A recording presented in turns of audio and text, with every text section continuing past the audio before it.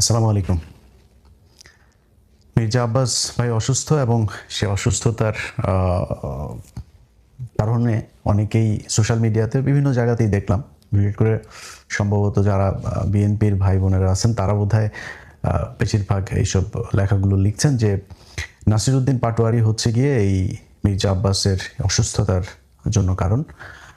আপনাদেরকে জ্ঞাতার্থে বলে রাখি যে মির্জা আব্বাস ২০২৬ সালের ১২ই ফেব্রুয়ারি যে নির্বাচনটা হয়েছে সেই নির্বাচনে উনি জনগণের ভোটে এমপি হন নাই।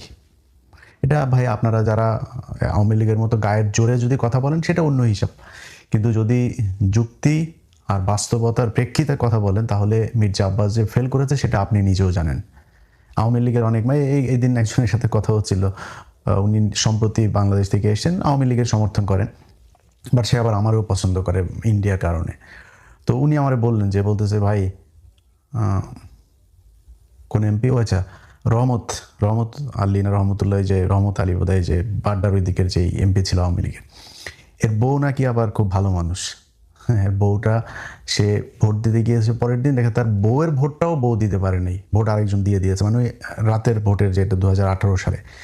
তো এই লোক সে এরকম এক ভোট কেন্দ্রে সে সারা রাত ভোট মেরেছে। তো এসে তারপরে সে বলল যে ভাই এই ব্যাপার ভোট কিন্তু এইভাবেই হয়েছে, আপনারা যেটা বলেন এটা একদম অযৌক্তিক না।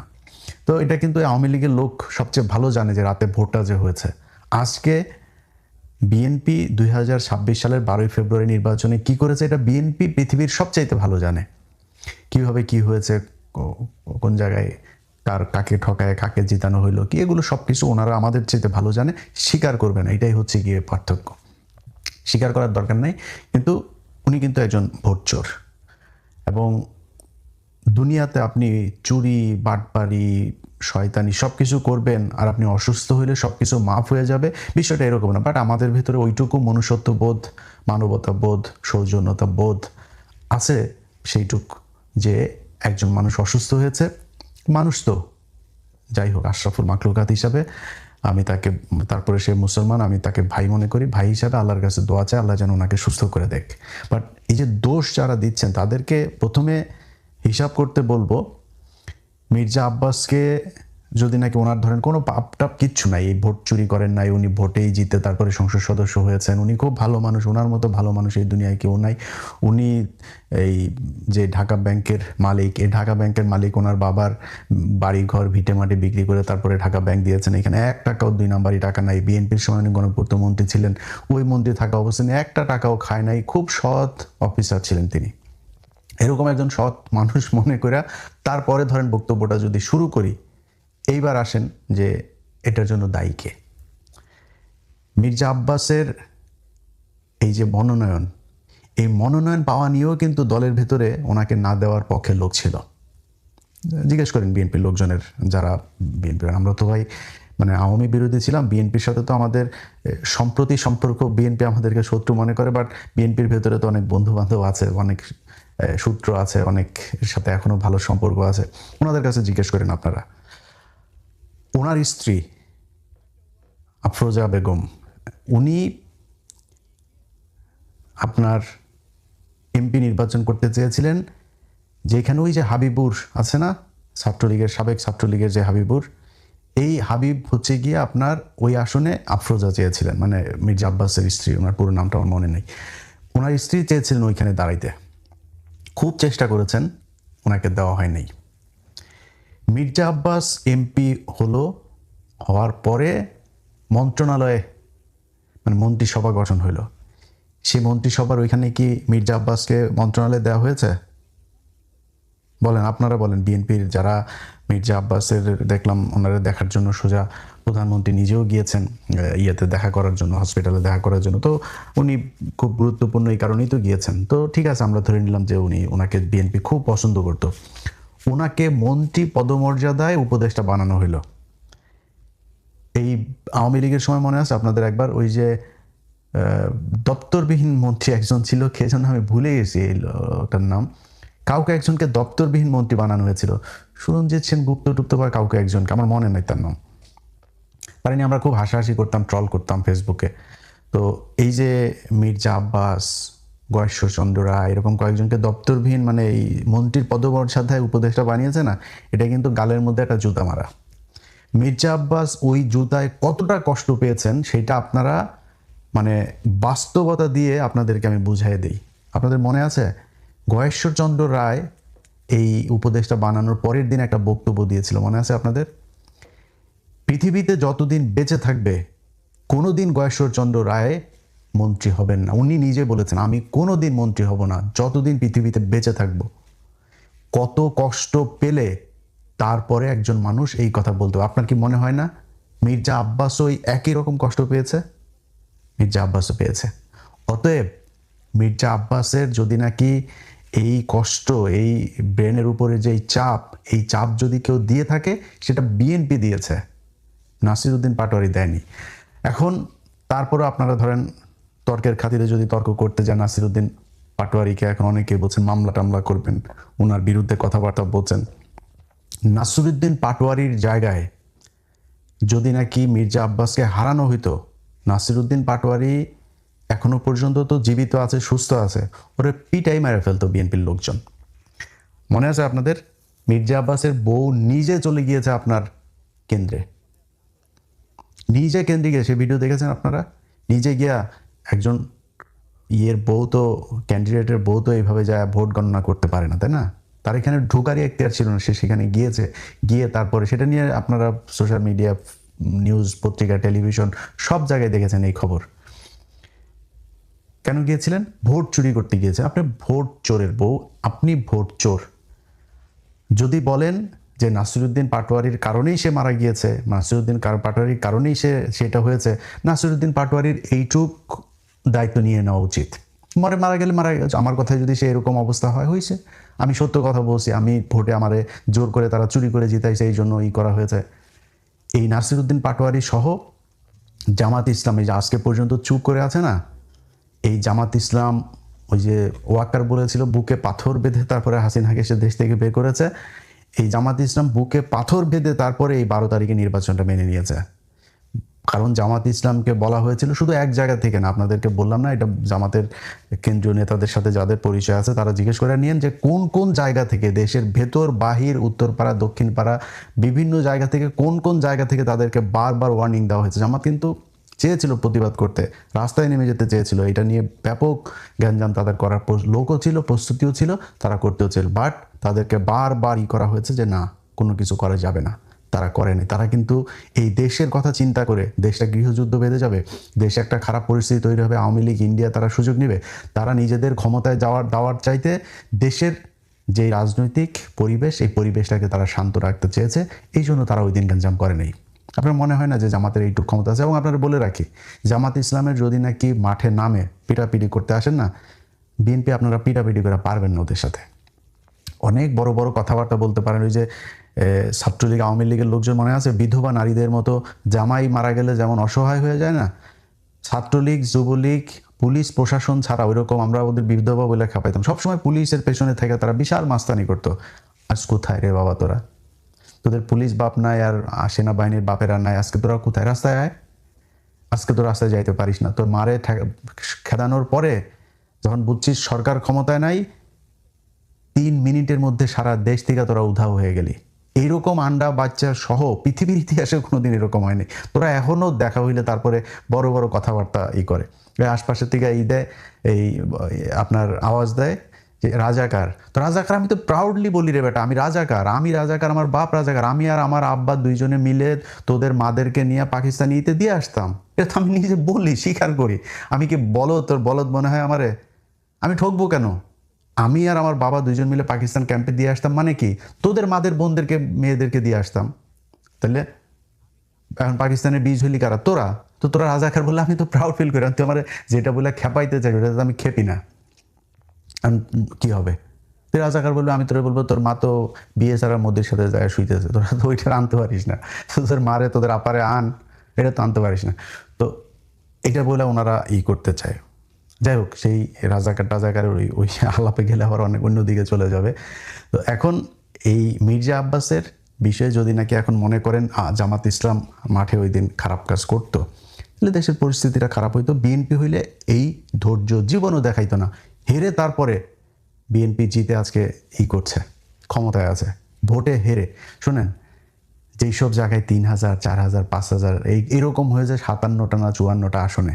আপনার মনে, তারেক রহমান প্রধানমন্ত্রী, সেই প্রধানমন্ত্রী খালেদুজ্জামান ভাইয়ের কাছে জিতেছে হচ্ছে 5,000 ভোটে। এটা আপনার বিশ্বাস হয়? আপনি কাউন্ট করেন প্রথম দিকের কেন্দ্রগুলোর ফলাফল আর শেষে একই সাথে 17টা কেন্দ্রের ফলাফল দিয়ে দেওয়া হইলো কেন? ওগুলিতে সব করাতে তারেক রহমান আগায়, সব করাতে। আর প্রথমে যেগুলো ইন্ডিভিজুয়ালি কেন্দ্রগুলো করা হইলো, সব করাতে খালেদুজ্জামান ভাই আগে। এটা আপনাদের বিশ্বাস হয়? তো কেমনে হয়েছেন, কেমনে ক্ষমতায় গেছেন, সমস্যা নাই, কোনো সমস্যা নেই। তারপরেও তারেক রহমান এখন পর্যন্ত সোফার যা কিছু করছে খারাপ লাগছে না। খালি একটাই অনুরোধ থাকবে, আওয়ামী লীগ আর ইন্ডিয়ারে নিয়ে আসেন। আর কোনো জায়গায় কোনো কিছুতে কোনো আপত্তি নাই, কোনো কষ্ট নাই, কোনো অভিযোগ নাই, কিচ্ছু থাকবে না। শুধু আওয়ামী লীগ আর ইন্ডিয়ার ব্যাপারে আমরা কিন্তু এখনও দেখছি, যদি মনে হয় বা দেখি যে আওয়ামী লীগ এবং ইন্ডিয়াকে আপনারা আবার ফেরি করতে যাচ্ছেন, তাহলে কিন্তু সেই আওয়ামী লীগের সাথে যেরকম বিদ্রোহ করেছিলাম ওই বিদ্রোহ কিন্তু আবার শুরু হবে। আমরা তো এখনও দেখছি। এবং এখন পর্যন্ত যেটা বললাম যে এটা আবার বলাতে আবার আমাদের অনেক লোকজন আবার করে, ভাই ইলিয়াস ভাই আপনি বিএনপি ক্ষমতায় আসছে দেখে মনে হয় চামচামি শুরু করলেন বিএনপির পক্ষে। ভাই এই পরীক্ষা গত 10 বছর ধরে দিচ্ছে, এটা নতুন করে পরীক্ষা দেন, সামনেও দেখবেন। তারেক রহমান যদি ইন্ডিয়ার কাছে যদি বিক্রি না হয়, আমার কোনো সমস্যা নেই। তবে সামনে নির্বাচনে গেলে আবারও দাঁড়িপাল্লার পক্ষেই ভোট চাবো, এটা আপনাদের আগেই বলে রাখি। কারণ বিএনপির চাইতে জামাতকে যদি আপনি আমার কম্পেয়ার করতে বলেন, তাহলে আমার কাছে মনে হয় জামাতের লোকজন বেশি অনেস্ট। জামাতের লোকজনের চিন্তা ভাবনা, আমি একজন মুসলমান হিসাবে তাদের যেই চিন্তা ভাবনা পলিসি সেগুলো আমি পছন্দ করি, সেই কারণে আমি তাদের পক্ষেই করব। বাট একদম বিএনপির বিরুদ্ধে কোনো তর্ক বিতর্ক, বিএনপির বিরুদ্ধে একদম ঢালাও ভাব এগুলো আমরা করব না যদি ইন্ডিয়ার বিরুদ্ধে। বাট যদি যায়, আমারে যদি ভাই মাথার মধ্যে আপনি পিস্তলও ধরেন, কোনো লাভ হবে না। আমি এটারে একদম আমার জীবন থাকতে সর্বোচ্চ এটার বিরুদ্ধে আমি যুদ্ধ করে যাব। তো এখন ধরেন এই মির্জা আব্বাসের বিষয়টা দিয়ে শেষ করি, যে মির্জা আব্বাস ভাইয়ের মতো যারা যারা এখন রাজনীতিবিদ আছেন, এই মির্জা আব্বাস ভাইদের মতো মানে তারা যদি নাকি দুনিয়ায় থাকা অবস্থায় বা সুস্থ থাকা অবস্থায় যদি আকাম কুকাম করেন আর অসুস্থ হবেন আর মারা যাওয়ার পরে আপনারে নিয়ে দুনিয়ার সবাই ভালো কথা বলবে, এই আশাটা করেন না। এটা আপনাদের আগেই বলে রাখলাম। মির্জা আব্বাসের প্রতি আমার মানে আমি তো মির্জা আব্বাসের চাইতে অনেক ছোট, তারপরেও তার প্রতি আমি খুব জানাইতে পারতাম। একটা ছোট্ট বিষয় আপনাদের সাথে শেয়ার করি। মির্জা আব্বাসকে আমি একটা প্রথম আগে শুরুটা বলি। মির্জা আব্বাস কোনো এক ব্যক্তি তার বিরুদ্ধে কথা বলেছে, তাকে গালাগালি করেছে। সেই গালাগালির প্রেক্ষিতে সে আবার সেই ব্যক্তির নাম ধরে গালাগালি করেছে এবং সে আমাদেরকেও ইন্ডিকেট করেছে ফ্রান্স, আমেরিকা থেকে। তো এইগুলো করে তারপরে করেছে। তো দাদা তার বিরুদ্ধে আবার তাকে নিয়ে একটা ভিডিও করেছে বা ফেসবুকে সম্ভবত পোস্ট করেছিল, কিছু একটা হবে। তো এটার পরে আমারে ফোন করলো হচ্ছে ওই যে বাড্ডার কায়ুম ভাই, যিনি নাহিদের কাছে যিনি হেরেছেন। তো কায়ুম ভাইয়ের সাথে আমার আবার খুব ভালো সম্পর্ক অনেক আগে থেকে। তো কায়ুম ভাই আমার বললো, ইলিয়াস ভাই আপনি এক কাজ করেন, একটু দাদার সাথে মির্জা আব্বাসটা একটু মিলাই দেন। তো আমি তারা বললাম যে আসলে দাদা তো একটু একরোখা মানুষ, তো আমার তো ওনার কাছ থেকে জানতে হবে যে উনি আসলে মির্জা আব্বাসের সাথে কথা বলবে কিনা, যেহেতু মির্জা আব্বাস আগে দাদাকে বাজে কথা বলেছে। তো দাদার ফোন দিয়ে জিজ্ঞেস করলাম, দাদা বললো যে ঠিক আছে, ওকে, ভালো নেই। তো সাথে সাথে আমার আবার আমি কায়ুম ভাইয়ের জানানোর সাথে সাথে কায়ুম ভাই আবার মির্জা আব্বাসের সাথে আমার কনফারেন্সে নিয়ে গেল, নিয়ে তারপরে মির্জা আব্বাস ভাই তখন কক্সবাজারে। এটা কিন্তু আজ থেকে আরও প্রায় ধরেন 6 মাস আগের ঘটনা। তো মির্জা আব্বাস ভাই কক্সবাজার, মির্জা আব্বাস বললো যে ইলিয়াস আমি করবো না, ঢাকায় আসি, ঢাকায় গিয়ে তারপরে আমি এটা নিয়ে বসবো না। তা ঠিক আছে, আমার তো এখানে আমি মিডল ম্যান হিসাবে কাজ করেছি। এরপরে সে আর আমার সাথেও কায়ুম ভাইও আর কিছু বলে নাই, সেও আমার কিছু বলে। এর মাঝখানে দেখে আবার ফের সে ঢালাওভাবে আমাদেরকে নিয়ে বাজে কথাবার্তা বলা শুরু করলো। তারপরে আমি আমার মতো ছিলাম। বাংলা এডিশন যেদিন উদ্বোধন, দেখেন এটা, এটা 6 মাস না, আরও অনেক আগে, অর্থাৎ বাংলা এডিশন উদ্বোধন হয়েছে জুলাইয়েরও আরও ধরেন মাসখানেক আগের ঘটনা এটা। সো প্রায় 8-9 মাস হয়ে গিয়েছে। তো জুলাইয়ের ওই প্রোগ্রামের জন্য আমি মির্জা আব্বাস ভাইরা আমার অফিসের একজন ফোন দিয়ে বললো যে ভাই এই ব্যাপার, আমার বাংলা এডিশন উদ্বোধনে আপনাকে একটু দাওয়াত দিতে বলেছে, আমি কার্ডটা কোথায় দিয়ে আসবো। সে খুব বাজে একটা কথা বলেছে। কি বাজে কথা ওইটা আর সোশ্যাল মিডিয়াতে বললাম না, বাট খুব বাজে একটা কথা বলেছে। এবং এই যে মানুষটা আমারে নিয়ে বললেন, আমি বললাম যে এটা যে ওনার চাইতে আমার রক্ত কিন্তু কম গরম না, হ্যাঁ। আমি কিন্তু আমারে যদি নাকি আমি কোথাও যদি নাকি আমার মনে হয় যে আমার মাথা যদি ঠিক কন্ট্রোল করতে না পারি, ও আমার চাইতে কত শক্তিশালী আমি দেখি না। আমি কিন্তু মানে সর্বোচ্চ আমার শরীরে যেটুকু আছে ওইটুকু আমি কাজে লাগাই। তো ওনার চাইতে আমার রক্ত কম গরম না, বাট আমি কিন্তু ওনার এই খারাপ সময় আমি এটা ওনাকে খুব সম্মান দিয়ে কথা বলছি এবং আল্লাহর কাছে দোয়াও করছি যে আল্লাহ যেন ওনাকে সুস্থ করে দেন। কিন্তু রাজনীতিবিদদেরকে বলবো, ভাই চুরি করবেন, চোট্টামি করবেন, মাগিবাজি করবেন, দুর্নীতি করবেন, দেশের বিরুদ্ধে কাজ করবেন, সব আকাম কুকাম করবেন, এরপরে মরার সময় আপনারা কেউ খারাপ কথা বলতে পারবে না, মরার পরে আপনারা নিয়ে কেউ ভালো খারাপ কথা বলতে পারবে না। এই প্রত্যাশাটা করা বন্ধ করে দিন। যারা মরার পরেও এই যে দেখেন না আপনার ওই যে ইতে নিয়ে যায়, শহীদ মিনারে নিয়ে যায়, শহীদ মিনারে নিয়ে তারপরে ফুল দেয়, সারা দেশের মানুষ গিয়া, তারপরে হাজার হাজার মানুষ গিয়া ফুল দেয়। ওরে ওই ফুল যার কপালে আছে, যেই কয়জনের কপালে এই ফুল জুটেছে, সব কয়টা মনে করবেন যে জুতা খেয়েছে। কথাটা শুনতে খুব খারাপ লাগলো, একজন মুসলমান হিসেবে বললাম, কোনো মুসলমান যদি এই শহীদ মিনারে গিয়া বিভিন্ন জায়গায় ফুল টুল এগুলো নেয় না, এই মৃত্যুর পরে যার হয়েছে ওরে মনে করবেন ওর জীবনের অনেক পাপ আছে, এই পাপের শাস্তি কিছুটা এখানে দুনিয়ায় হচ্ছে। যে আল্লাহ যাকে পছন্দ করেন ওরে আল্লাহ শহীদ মিনারে এই ফুল নেওয়ায় না। আপনাদের মনে আছে কবি আল মাহমুদের কথা মনে আছে? আল মাহমুদ ভাই কিন্তু একজন মানে আমার দেখা একজন সবচেয়ে মানে শ্রেষ্ঠ মানুষদের মধ্যে বাংলাদেশের একজন উনি। পিয়াস করিমের কথা মনে আছে? দুইজনের একজনকেও এই ছাত্রলীগ আওয়ামী লীগ এরা শহীদ মিনারে নিতে দেয়নি। এটার ফয়সালা আল্লাহ ওই উপর থেকে করেছেন, এটা দুনিয়ায় কেউ ফয়সালা করেনি। আল্লাহ ওনারে এই শাস্তি দিতে চায় নাই, এই অপমান করতে চায় না, এই জন্য ওরে শহীদ মিনারে নেয় নাই। আল্লাহ পছন্দ করেছেন তাই শহীদ মিনারে নেয় নাই। সো এরকম যারা শহীদ মিনার আল্লাহ নেয়, মনে করেন কম থাক বেশি থাক আপনার পাপ আছে, এই জন্য শহীদ মিনারে নিয়ে ফুল দেয়। যাদের মুসলমান দাবি করেন নিজেরা, আপনারা মৃত্যুর আগে বলে নিন, পরিবারকে বলে দিন যে আমার মৃত্যুর পরে আমার কবর দেওয়ার জন্য আমার যত দ্রুত সম্ভব আমার এই কাজ যেন সম্পূর্ণ করা হয়। এটাই ইসলাম। বদরের যুদ্ধে, উহুদের যুদ্ধে, এগুলো যারা সৌদি টদিতে গিয়েছেন তারা গিয়ে নিজের চোখে দেখেছেন। আমি আল্লাহ যেন দেখান, এখনো চোখে দেখি নাই। বাট ওইখানে যখন যেখানে মারা গিয়েছেন, আপনাদের চাইতে আমাদের চাইতে আমরা মানে পায়ের ময়লাও না ভাই সেই সাহাবীদের। বদরের যুদ্ধে যারা মারা গিয়েছে, উহুদের যুদ্ধে যারা মারা, পৃথিবীর সবচেয়ে সম্মানিত শহীদ বদরের যুদ্ধের এরা, যেখানে মারা গিয়েছে এদের চাইতে আমাদের মায়া মমতা কম ছিল।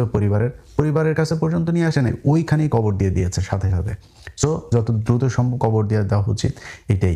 কিন্তু আমাদের দেশের সমস্যা হইল সব সারা জীবন করবে চুরি, ওনারে মৃত্যুর পরে ফুল দিতে হবে, আর উনি সারা জীবন ওনারে ভালো বলতে হবে, ওনারে নিয়ে খারাপ কোনো কিছু কেউ বলতে পারেন। ভাই আপনাদের সমালোচনা করবেই। ধরেন মির্জা আব্বাসে চান্দা আব্বাস বলতো, মির্জা আব্বাস যেই সংসদীয় আসনে পাশ করেছে বা নির্বাচন করছে, ওই সংসদীয় আসনের সম্পূর্ণ দায়িত্ব তার। মৌচাক